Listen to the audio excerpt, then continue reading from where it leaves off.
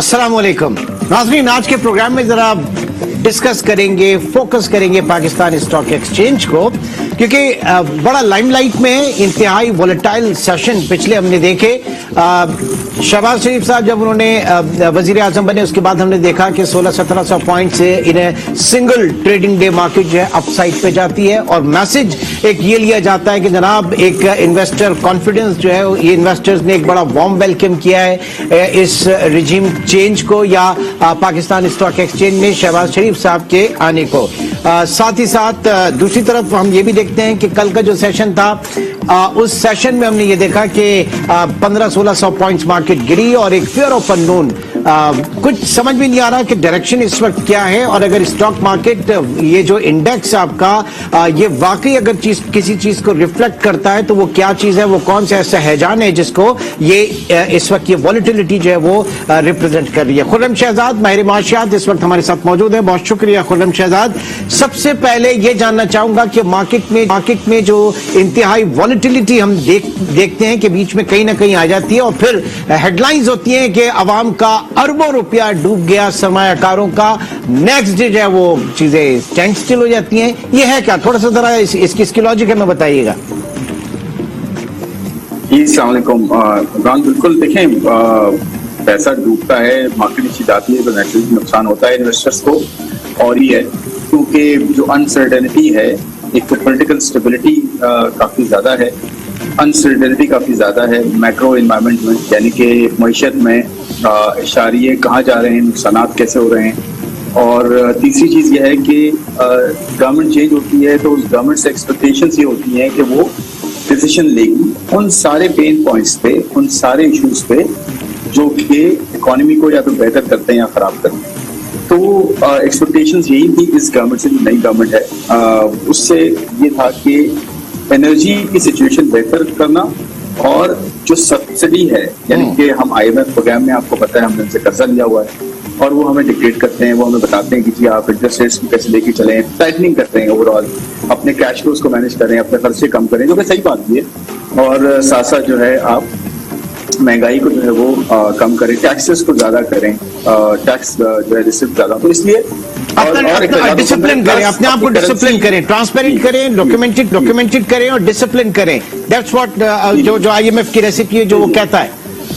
ठीक है, तो उसके लिए होता ये है कि आपको कुछ ऐसे स्टेप्स लेने पड़ते हैं जो पॉपुलिस्ट नहीं होते, जो पॉपुलिस्ट नहीं होते, या फिर ये कह लें कि जो पॉलिटिकल इकोनॉमी को सपोर्ट उस तरह से नहीं करते। जो भी गवर्नमेंट पावर में आती है वो अपने वोटर्स को भी देखती है कि जी अगर पावर में आ गए हैं और हमारा फिर इलेक्शन आ गए हैं तो उनको बेटर करने के लिए हमें पहले अपना एक नैरेटिव बिल्ड करना है।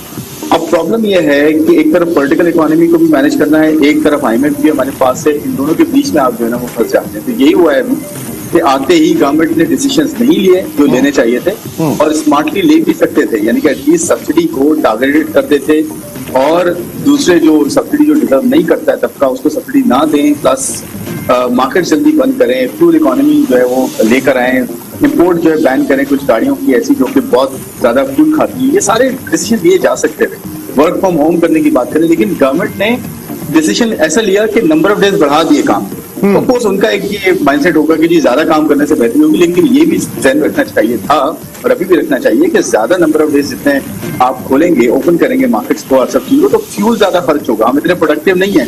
जब आवाम प्रोडक्टिव नहीं होती, नंबर ऑफ आवर्स ज्यादा खोलने से नहीं फर्क पड़ेगा, जितने नंबर ऑफ आवर्स होते हैं उस पर काम कितना ज्यादा हम करते हैं, ये इंपॉर्टेंट है। ठीक है, तो इसलिए अच्छा खुर्रम, ये जरा मौजूदा हुकूमत इसकी भी अगर हम बात करें, क्या इसके मैंडेट को भी अगर देखा जाए, पॉपुलर डिसीजन, अनपॉपुलर डिसीजन, आपका पॉलिटिकल कैपिटल उसको रिटेन करना, ये सारी चीजें, ये तो एक वो गवर्नमेंट होगी उसके लिए चाहे कड़े फैसले भी अगर करने हैं कि वो 2/3 मेजोरिटी या एक मैंडेट लेकर आए, तो ये तो एक स्टॉप गैप अरेंजमेंट है। यहां तो आपने बड़ी बेसिक सी बुनियादी चीजें करनी है, आपने इलेक्शन रिफॉर्म्स करने और IMF के साथ और अपनी इकोनॉमी जो है उसको साउंड प्रिंसिपल्स के ऊपर करना है। तो कितना मुश्किल होगा, कितनी सारी चीजों, क्योंकि अभी तक कोई इकोनॉमिक डायरेक्शन नजर नहीं आ रही है। IMF का प्रोग्राम ये भी फाइनल हमारे सामने नहीं आया, इकोनॉमिक डायरेक्शन नजर नहीं आई, तो ये फियर ऑफ अननोन जो है वो इस वक्त ज्यादा हर्ट कर रहा है इन्वेस्टर्स को। देखिए चीज तो ये हुई कि इस गवर्नमेंट ने आने के साथ वक्त जाया नहीं किया, वो चीज गई जरूर, कोशिश जरूर की कि फौरन से IMF के साथ मुलाकात की, उनके साथ डिस्कशन शुरू जरूर कर दी। फिर उन्होंने ये कहा कि जी हम जो है मिड मई तक पाकिस्तान आएंगे या जो भी होगा वो टॉक्स को जो है ना वो आगे लेके चलेंगे और इस प्रोग्राम को बहाल ना सिर्फ बहाल कर, क्योंकि इनफैक्ट हम तो IMF प्रोग्राम में है ऑलरेडी, बट ये जो 1 बिलियन की ट्रांच आनी है उसकी जगह 2 ट्रांचेस आ जाएंगी और फिर आपका जो प्रोग्राम है थोड़ा सा एक्सटेंड भी हो जाएगा, तो वो मसला नहीं है। दूसरा फिर सऊदी अरेबिया से मुलाकात की, UAE से भी की, उनके साथ भी टेक्निकल लेवल जो है वो बातें शुरू हो गई। इमरान ऐसा नहीं होता कि ओवरनाइट जो है ना आपको फौरन से फंडिंग जो है वो आ जाए, फौरन से डिसीजन आ जाए। इस वक्त पाकिस्तान बल्कि पिछले कुछ सालों से पाकिस्तान वैसे ही टफ एनवायरमेंट में जो है इकोनॉमिकली ग्लोबली भी लोकली भी दोनों तरीके से बड़ा टफ एनवायरमेंट है पाकिस्तान के लिए। तो हम डिसीजन भी टाइम पे नहीं लेते, ना एनर्जी के लेते हैं, ना टैक्स के लेते हैं, ना दूसरी चीजों के टाइम पे डिसीजन लेते हैं। ये गवर्नमेंट की पिछली गवर्नमेंट की तो वो उसका इम्पैक्ट आता है। ठीक है, तो हुआ ये कि गवर्नमेंट गई, इसने बात की, बात शुरू कर दी, लेकिन अब क्लोज करना है। मुझे लगता है कि आपस में जो पार्टी है पूरी, ये जो हमारी इस वक्त गवर्नमेंट है, इसके आपस में शायद इतने अच्छे कंसेंसस नहीं हो रहे। एक तरफ शायद ये कहा जाता है कि पॉलिटिकल इकोनॉमी को देखें, एक तरफ ये कहा जा रहा है कि कंट्री को और इकोनॉमी को देखें और पॉलिटिकल कैपिटल को बाद में मैनेज कर लेंगे। मेरे ख्याल में होना ये चाहिए कि इन्हीं 2-3 महीने में फौरन 2 महीने में ही फौरन से काम करके आप जो भी खड़े जो है डिसीजन लेने वो लें और फिर सस्टेन हो जाएंगे। तो फिर 6-8 महीने फिर अगले साल जब इलेक्शन टाइम पे होने हो जाए उस वक्त तक चीजें नॉर्मलाइज हो जाए। प्रायोरिटी इसमें मैटर करती है। प्रायोरिटी क्या है आपकी? क्या आपका पॉलिटिकल कैपिटल प्रोवाइडेड क्या आपका बजट आपके सामने, ऑयल प्राइसेस जो हैं जितनी फ्लेयर अप हो चुकी हैं, पॉलिसी रेट को आप देख लें, आप एक्सचेंज रेट को आप देख लें, तो ये भी इंतहाई मुश्किल टास्क है। इस स्टॉप गैप अरेंजमेंट में जो हुकूमत मौजूद है लेडेड बाय शहबाज शरीफ साहब, उनके लिए भी बहुत ज्यादा मुश्किलात हैं। जी बिल्कुल। देखिए मैं वही कह रहा हूँ कि इस गवर्नमेंट के लिए एक बहुत बड़ा टफ एक जो चैलेंज है सबसे बड़ा वो यही था कि लास्ट गवर्नमेंट जो है उसके गवर्नेंस के इश्यूज थे, उसने टाइम पे डिसीजंस नहीं लिए थे, उसके इम्पैक्ट्स आ रहे थे। महंगाई में इजाफा 3 साल से था, 3.5 साल से महंगाई बहुत ज्यादा थी। बाद में इंटरनेशनल मार्केट में महंगाई हुई, लेकिन उनके कुछ अच्छी चीजें ये थी, एक्सपोर्ट्स बेहतर हो गई थी, लेकिन ओवरऑल गवर्नेंस के इश्यूज बहुत बड़े थे। पिछली गवर्नमेंट से ये चलते आ रहे हैं, सेक्युलर डेट से लेकर एनर्जी के इश्यूज से लेकर टैक्स के प्रॉब्लम से लेकर एक्सपेंडिचर आपने कम नहीं किए, वो सारे इश्यूज पिछली गवर्नमेंट से चलते आए। इस गवर्नमेंट को ये करना चाहिए था कि आते के साथ एनर्जी सब्सिडी और ये सब जो चीजें जो IMF के साथ सेंसिटिव चीजें हैं वो फौरन कर लेते और स्मार्टली करते। आप मैं मिसाल देता हूँ कि 5-5 रुपए करके अगर आप बढ़ा देते ऑयल प्राइसेस को और सिर्फ उनके लिए बढ़ा देते जो कि बड़ी गाड़ियां रखते हैं, 1300 सीसी प्लस गाड़ियां रखते हैं, उनके लिए इतना फर्क नहीं पड़ता।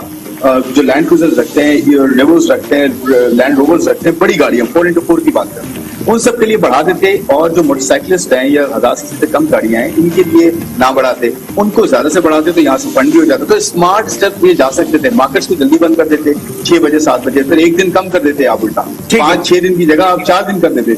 ये सारे स्टेप्स लेते हैं ना तो energy situation work from home भी उसमें आता है। मतलब आप कह रहे हैं कि ब्लैंकेट सब्सिडी नहीं होती, टारगेटेड सब्सिडी और एक मैकेनिज्म उसके लिए डिवाइस किया जाता। अच्छा, दूसरा ये कि अभी मैं ये देख रहा था अभी इस वक्त हालिया जो अपोजिशन है पाकिस्तान तहरीक इंसाफ, असद उमर साहब का एक ट्वीट है कि जनाब सऊदीया से भी कुछ नहीं मिला, चाइना से भी कुछ नहीं मिला, कतर से भी कुछ नहीं मिला, IMF से भी कुछ नहीं मिला। ये मुझे बताइएगा कि वंस IMF के साथ आप कोई डील कर लेते हैं, उनके साथ मुआहदा कर लेते हैं, तो उसके लेटर ऑफ कंफर्ट के ऊपर आपके लिए आसान होगा फिर दूसरे ममालिक, क्योंकि फाइनेंशियल हेल्थ जो है वो IMF जो है वो आपकी तय करेगा।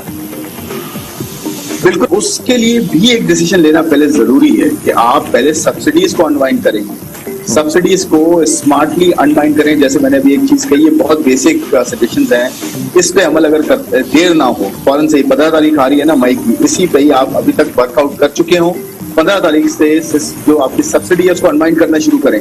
फिर आप IMF के पास जाएंगे ना तो IMF कहेगा कि ठीक है आपने डिसीजन लेना शुरू कर दिए हैं और आपने बैलेंसिंग डिसीजन लेना शुरू किए हैं, इसलिए हम आपका प्रोग्राम चांसेस बढ़ जाएंगे रिज्यूम होने के, तो उसके चांसेस बढ़ जाएंगे। फिर आपको ये सारे कंट्रीज सऊदी अरेबिया, UAE और अमेरिका आपको पता है पीछे बैठा हुआ है, वो मैं आपको ये बात करूंगा कि जी IMF की जो बात है वो अमेरिका का एक मसला है, तो आपने अमेरिका के अगेंस्ट भी नारे लगाए हुए हैं, लेकिन अब ये भी करना है आपको, वो जो डिप्लोमेसी का कितना बड़ा आपका जो है वो एक तरह से एक डाउनफॉल हुआ है उसको आपने बेहतर करना है। तो क्राइसिस बहुत ज्यादा है हमारे पास, लेकिन इसके हल भी हैं, सोल्यूशंस भी हैं कि आप IMF के लिए सब्सिडी टर्न डाउन करें, वाइंड अप करें, इसको जो है सब्सिडी को खत्म करें आहिस्ता आहिस्ता। आईएमएफ के पास जाएं, आईएमएफ आपको लिटअप कंफर्ट देता है, उसके बाद आप सऊदी अरेबिया, यूएई, रशिया के पास भी आप बाद में जाएं, पहले इनके पास जाएं। आपकी स्टडी, आपकी जो रिसर्च थी वो मैंने देखी, उसपे आपने कहा कि जनाब 30-35% जो है वो सिर्फ गरीब तबका फ्यूल जो है वो इस्तेमाल करता है, मोटरसाइकिल्स की आपने बात की, और रेस्ट ऑफ 60-65% जो है वो 4 व्हीलर्स जो लग्जरी आप कह लें उसमें। हमारे यहाँ सबसे बड़ा जो प्रॉब्लम है वो मईशत की डॉक्यूमेंटेशन का है, हम इकोनॉमी की डॉक्यूमेंटेशन का। आप जो बात कहें वो राशनिंग के हवाले से है, इससे पहले राशन कार्ड वगैरह सिस्टम था, सारी चीजें थी। तो इकोनॉमी डॉक्यूमेंट पाकिस्तान का सबसे बड़ा मसला यह है कि गैर दस्तावेजी मईशत है। डॉक्यूमेंट इकोनॉमी होती तो कोई प्रॉब्लम ही नहीं था, फिर तो आप हर चीज कर सकते थे। नहीं देखिए, मैं आपको, आप अभी जो बात करें डॉक्यूमेंटेशन की, हम ये कर सकते हैं कि आपके पास रजिस्टर्ड मोटरसाइकिल्स कितनी है। Registered motorcycles Imran as per Pakistan सर्वे तकरीबन कोई 22 मिलियन है। आप उसके अंदर 1.5 मिलियन की जो है ना सेल हर साल की लगा लें। सर्वे को आए हुए को 1.5 साल 1.25 साल हो गया है, तकरीबन 1 साल हो गया है। तो सर्वे के अंदर 1 मिलियन ऐड करें, 23-24 मिलियन की आपकी टोटल जो है ना वो मोटरसाइकिल मोटर बाइक्स है। रजिस्टर्ड एनआईसी के थ्रू जो ओनरशिप है, आप बीआईएसपी प्रोग्राम आपके पास है, वो आपका एनआईसी के थ्रू आप ऑथेंटिकेट करते हैं। आपके पास नादरा इतना बड़ा प्लेटफॉर्म है। फिर उसके साथ साथ आपके पास जो रजिस्टर्ड गाड़ियां हैं, रजिस्टर्ड जिसके नाम पर है 1000 उससे नीचे सीसी, ये नंबर सारे अवेलेबल हैं। आपको बैठ के स्ट्रेटेजाइज करना है, प्लान करना है कि इतनी गाड़ियां हैं, इतने बाइक्स वाले हैं, ये इतनी अगर ऑयल की कंजम्पशन हो रही है, डीजल की कंजम्पशन हो रही है, तो वो कहाँ जा रही है। और सर कहीं ना कहीं मैं ऐड करूंगा इसमें, कहीं ना कहीं कोविड के हवाले में जो वैक्सीनेशन हुई थी वो हर पाकिस्तानी को वैक्सीनेशन हुई थी उसके आईडी कार्ड के अगेंस्ट, और उसके ऊपर उसको भी कहीं ना कहीं आगे स्ट्रीमलाइन किया जा सकता है। नाउ कमिंग बैक टू, ये नहीं है, मैं ये कह रहा हूँ, coming back to stock exchange, पिछले 5 साल में आपका मार्केट कैपिटलाइजेशन $100 बिलियन से गिरकर $40 बिलियन तक आ गया। मार्केट की वॉल्यूम्स जो है वो श्रिंक हो गए। आज भी कोई 11-12 करोड़ के शेयर्स का कारोबार हुआ। 11-12 करोड़ के शेयर्स में market 1700-1800 points up and down चली जाती है। 2005 में मुझे याद है एक दिन में 1 अरब शेयर्स की ट्रेडिंग हुई थी। तो हमारी जो मार्केट थी, जो डीम्यूचुअलाइज किया था एक्सचेंज को और इंटीग्रेशन हुई थी, वो सब तो कुछ कहीं नजर ही नहीं आ रहा। फायदा क्या हुआ ये सब करने का कि मार्केट में वॉल्यूम्स ही नहीं है, मार्केट में नई कंपनीज नहीं है, मार्केट में नए आईपीओज नहीं है, मार्केट में रिटेल इन्वेस्टर जो है वो नहीं बढ़ा अभी तक। देखिए, मार्केट बिल्कुल काम नहीं हुआ है इमरान। हम बिट्स एंड पीसेस में तो काम करते रहे हैं, चाहे वो स्टॉक एक्सचेंज हो या हमारे रेगुलेटर एससीसीपी हो, बिट्स एंड पीसेस में डेफिनेटली काम करते रहे। बट एक होलिस्टिक ग्रैंड प्लान मार्केट की डेवलपमेंट का, इसको सीरियस लेना कि स्टॉक मार्केट किसी भी कंट्री की जो इक्विटी मार्केट होती है वो बहुत बड़ा एक चैनल होता है इक्विटी को, सेविंग्स को जो है वो पहुंचाना उन जो है सेक्टर्स तक जिनको एक्सपेंशन की जरूरत होती है। बहुत बड़ी ये इक्विटी मार्केट के जो है पोटेंशियल होता है। तो हमने वो ग्रैंड प्लान कभी जो है वो बनाया ही नहीं, कभी उसको एग्जीक्यूट ही नहीं किया, रिलीजियसली कभी उस पर काम ही नहीं किया। जो भी गवर्नमेंट आती है या तो टैक्स के साथ खेलती है। तो देखें, स्टॉक मार्केट जो है ना वो पूरी इकोनॉमी का एक नटशेल होता है। क्योंकि देखें, अगर इकोनॉमी में टैक्सेस बढ़ते रहेंगे, इन्वेस्टमेंट्स नहीं आएगी इकोनॉमी में, ग्रोथ नहीं होगी, एम्प्लॉयमेंट नहीं बढ़ेगी, इन्फ्लेशन बहुत ज्यादा रहेगी, इंटरेस्ट रेट्स बहुत ऊपर रहेंगे हमेशा, ज्यादातर आईएमएफ प्रोग्राम में आप हमेशा रहेंगे, तो आप कैसे एक्सपेक्ट कर सकते हैं कि स्टॉक मार्केट या इवन फाइनेंशियल मार्केट, आपकी फाइनेंशियल सेक्टर आपका इतना एफिशिएंट हो जाए। आज बैंक्स देखें आप, ये सबसे ज्यादा जो लेंडिंग होती है बैंक्स का, सबसे ज्यादा जो डिपॉजिटर्स का पैसा है वो कहाँ जा रहा होता है? वो गवर्नमेंट के अपनी जो है फिस्कल डेफिसिट में जा रहा होता है। गवर्नमेंट फिस्कल डेफिसिट जो है वो करती जाती है, वेस्टेज करती जाती है। तो ये जो डिसिप्लिन है ना हमारा, जो फिस्कल डिसिप्लिन है, वो सब चीजों की जड़ है। जिस दिन आप फिस्कल डिसिप्लिन सीधा करेंगे, रेवेन्यूज आपके जितने आएंगे, जितना आप कलेक्ट करने की आपका पोटेंशियल है वो कलेक्ट करें, उसको सही जगह लगाना शुरू करें, डेवलपमेंट में, ह्यूमन रिसोर्स डेवलपमेंट में, इंफ्रास्ट्रक्चर डेवलपमेंट में, कंपनीज की डेवलपमेंट के लिए, टैक्सेस को कम करें, ईज ऑफ डूइंग बिजनेस करें, कॉस्ट ऑफ डूइंग कम करें। ये सब चीजें आपकी मार्केट में रिफ्लेक्ट होगी, मार्केट का पोटेंशियल बढ़ता जाएगा। ठीक है, जाते जाते एक चीज और जानना चाहूंगा कि हमारी कैपिटल मार्केट्स जो है वो कितनी ट्रू रिफ्लेक्टिव हैं हमारी इकोनॉमी को लेकर, या रिफ्लेक्टिव हमारा स्पेशली इंडेक्स, जब हम 100 इंडेक्स बेंचमार्क की बात करते हैं तो मेरे ख्याल से ऑयल सेक्टर उसमें जो है वो सबसे ज्यादा वेटेज रखता है। ऑयल प्राइसेस अगर इंटरनेशनली बढ़ती हैं तो पाकिस्तान में भी इन्वेंट्री गेन्स के ऊपर ऑयल प्राइसेस, उनके शेयर्स जो है वो ऊपर आते हैं और नतीजतन आपका पूरा इंडेक्स जो है वो पुल होता है, मार्केट बेहतर परफॉर्म करती है। बट द सेम टाइम आपकी इकोनॉमी, रियल इकोनॉमी जो है उसकी ऐसी की तैसी हो रही होती है, आपके लिए बैलेंस ऑफ पेमेंट का क्राइसिस खड़ा हो रहा होता है। साथ ही साथ इंटरेस्ट रेट आप बढ़ाते हैं, आपका बैंकिंग सेक्टर बहुत जबरदस्त परफॉर्म करता है, उनके बड़े मजे आते हैं, उनके प्राइस वैल्यू बड़ी अच्छी होती है, लेकिन आपकी रियल इकोनॉमी जो है वो स्टेगनेंट हो जाती है। तो ये किस हद तक रिफ्लेक्शन है आपकी इकोनॉमी का, रियल इकोनॉमी का आपके इंडेक्सेस में, इंडाइसिस में? देखिए, अगर आप वैसे एक नंबर पूछते हैं तो एक गेस नंबर ही है, वर्कड आउट नहीं है प्रॉपर्ली, लेकिन 50% से भी कम जो है रिप्रेजेंटेशन है। लेकिन मैं थोड़ा सा इसको और रिफाइन करने की कोशिश करता हूँ कि इकोनॉमी 3 बड़े सेक्टर्स हैं, मैन्युफैक्चरिंग है, सर्विसेज है, एग्रीकल्चर है। मैन्युफैक्चरिंग जो है वो 20% से भी अब नीचे आ गया है और एग्रीकल्चर भी 20% है उससे नीचे, और रिमेनिंग जो है आपका वो तकरीबन कोई 60% प्लस आपका सर्विसेज सेक्टर है। तो एक्चुअली आपकी ये डिस्टॉर्शन बहुत बड़ी है। ये आपको 70-80 अगर आप देखेंगे तीनों सेक्टर्स बराबर होते थे, 1/3 आज जो है मैन्युफैक्चरिंग एग्रीकल्चर बहुत नीचे, सर्विसेज इकोनॉमी, रिटेल ट्रेड बहुत ज्यादा बढ़ी हुई है।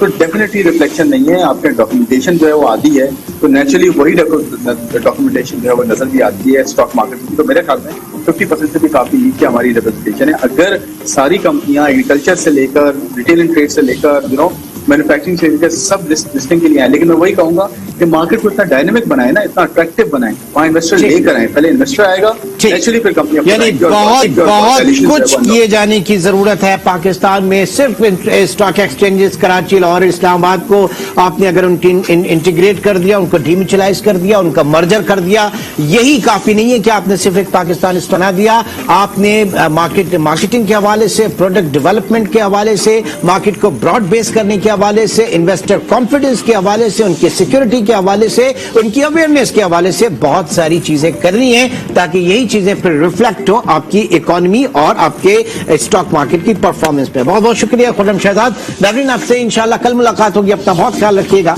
अल्लाह हाफ़िज़।